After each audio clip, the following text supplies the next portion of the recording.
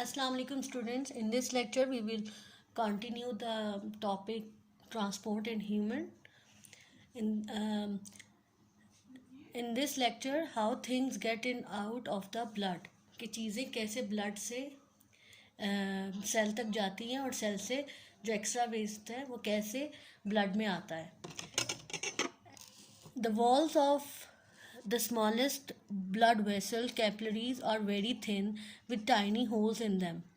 As I told you earlier that capillaries, the third vessel capillary are the link. Capillaries are the link between the vein and the arteries, right? जो उसका link होता है उसके दरमियान में उनको join करती है आर्टरीज और वेन उनकी ट्यूब्स को.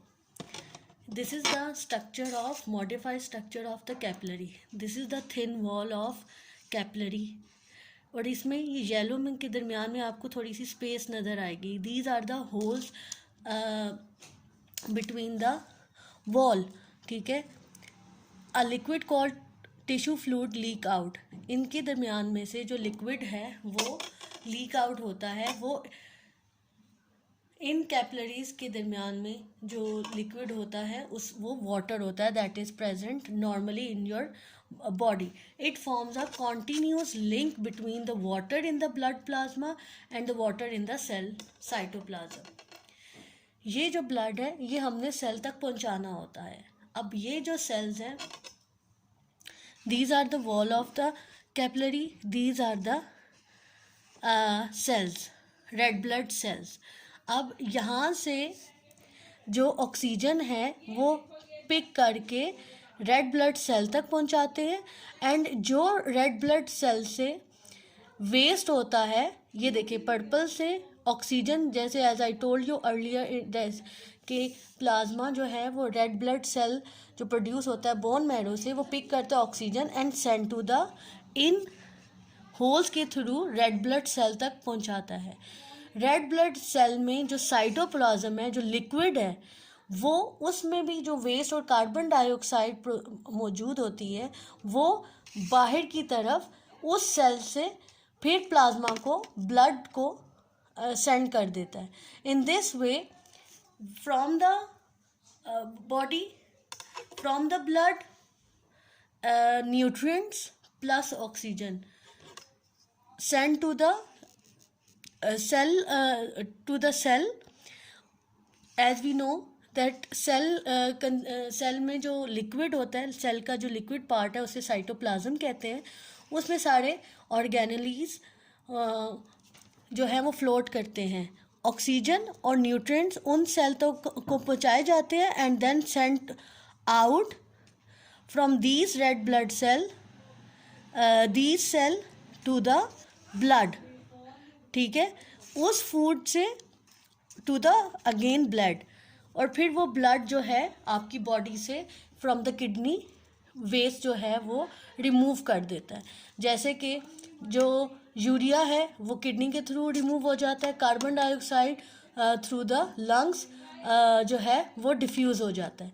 ये स्ट्रक्चर बनाएगा. इन होल्स के थ्रू आपकी ऑक्सीजन इन सेल्स तक पहुंचती है और इन्हीं होल्स के थ्रू ये देख इन साइड से आपकी जो कार्बन डाइऑक्साइड है फिर उन्हीं दीज आर द सेल्स उन्हीं ब्लड सेल्स को वापस दे दी जाती है बॉडी सेल्स को और उन बॉडी सेल्स से फिर ऑर्गन्स को दी जाती है जिससे आपकी बॉडी से वो एक्स्ट्रा वेस्ट रिमूव कर दिया जाता है. In this way the right nutrients and oxygen जो हमारी बॉडी को रिक्वायर्ड है हमारी सेल्स तक पहुंचाई जाती है और जो साइटोप्लाज्म में जो लिक्विड होता है वो एक्स्ट्रा वेस्ट सेंड आउट करता है थ्रू दीज होल्स जो वेस्ट और carbon dioxide from body cell into the plasma, right.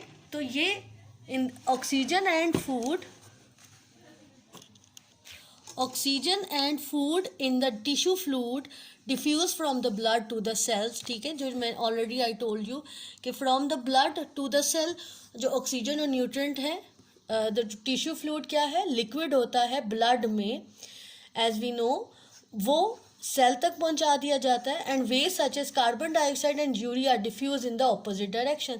और फिर जो कार्बन डाइऑक्साइड और यूरिया उन सेल्स में मौजूद होता है, वो जो साइटोप्लाज्म उन सेल में लिक्विड होता है उसके थ्रू आउट कर दिया जाता है from the body cells to the blood, और फिर वो ब्लड जो है उन रिस्पेक्टेड ऑर्गन्स को देता है, जैसे कि वो लंग्स में गया तो कार्बन डाइऑक्साइड दी, और किडनी में गया तो ऑक्सीजन देके then evacuate this extra waste from our body. In this way the right nutrients reaches the body cells and expel out the waste from the blood cells. Now next topic is blood circulation. Blood circulation, humans have a double circulation. This means that blood passes through the heart twice as it goes once around the body. It works like that. The right side of the heart pumps blood to the lungs to collect oxygen and get rid of carbon dioxide. I already told you this is the double circulation.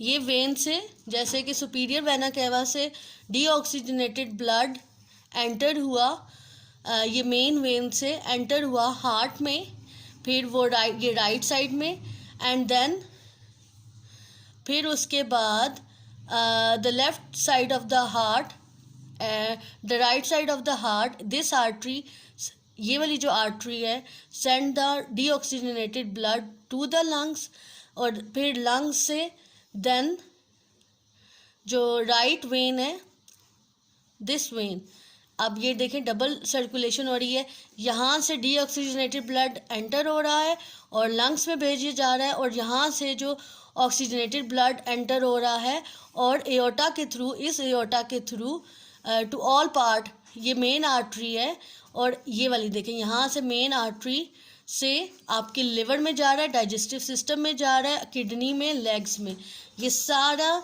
Blood, ये कौन सा blood जा रहा है, oxygenated, जो कि lung से oxygen pick करके आया, and then it send to the left artery to left ventricle, then its aorta से in this way it moves down, then liver, then digestive system, kidneys, legs, और फिर यहाँ से जो ब्लड जा रहा है किडनी, डाइजेस्टिव, ये जो पर्पल कलर का है, यहाँ ब्लड कैरिंग कार्बन डाइऑक्साइड, ये कार्बन डाइऑक्साइड फिर आपकी अलॉन्ग विथ फिर अंदर हार्ट में गया, हार्ट में यहाँ से लंग्स में गया, वो कार्बन डाइऑक्साइड जो है फिर बॉडी से एक्सपेल आउट कर दी जाती है फ्रॉम द लंग्स, और ऑक्सीजन पिक कर ली जाती है, and then in this way double circulation